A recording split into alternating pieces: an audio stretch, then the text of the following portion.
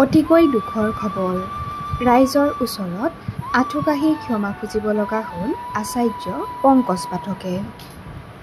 এক দুৰ্ভাগ্যজনিত ঘটনাৰ বলি হ'ল আচাৰ্য পংকজ পাঠক।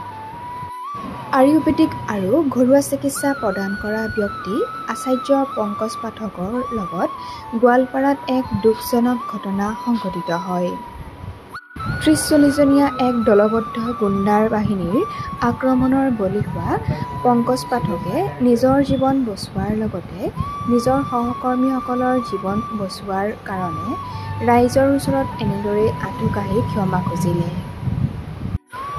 যাৰ চুলি নাই অৰ্থাৎ টপামূৰত যি চুলি গজোৱাৰ ঔষধ খুবেই জনপ্ৰিয় হৈ পৰিছে ৰাইজৰ মাজত পংকজ পাঠকৰ।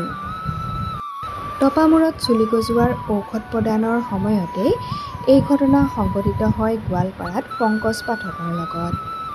ইতিমধ্যে পংকজ পাঠকৰ লগত সংঘটিত হোৱা এনে কাৰ্যক লৈ সমগ্ৰ অসমবাসীয়ে গৰিহণা দিছে।